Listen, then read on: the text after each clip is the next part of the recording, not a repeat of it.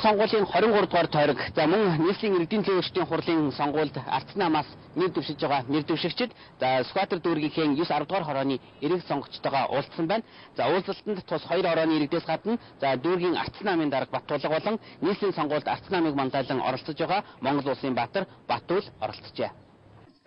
Сүхбаатар дүүргийн иргэдийн хамгийн их сэтгэл зовоосон асуудал нь газрын асуудал байдаг. Тиймээс ардсан намаас нийслэлийн иргэдийн төлөөлөгчдийн хурлын сонгуульд нэр дэвшсэн улсын хурлын гишүүн Баттуулын хувьд намаа хотын сонгуульд ялуулж чадвал Улаанбаатар хотын зарагч болно.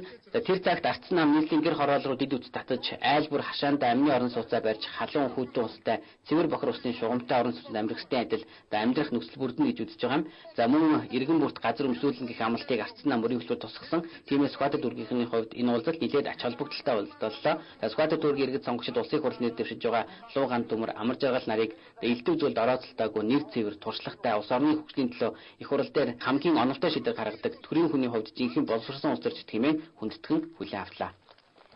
Ирэх 4 жилийн хугацаанд хоёр зүйл дээр гол анхаарлаа төвлөрүүлнэ. Нэгдүгээр Монголын төрийн албыг тодорхой үүрэгтэй болгоно. Монголын дарга нарт үүрэг олгоно.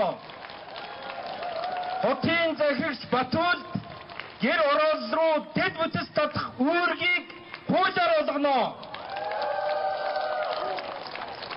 Үнэхээр нэг юмыг хий, болгоё, үр дүнгийн үзье гэсэн энэ чин эрмэлзэл манай энэ нэр дэвшигчдэд байгаа нь тодоос тод харагдаж байгаад бол надад их урам өгж байгаа юм.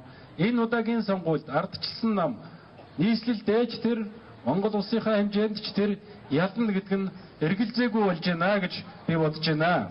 Ардсан нам эдгээр шилдэг улс төрчдөө төр дэлгээж хариуцлагатай түүхэн он жилүүдэд иргэдийн итгэл даж шударга ажиллаж чадах хүн гэдгийг батламжуулж байгаа юм.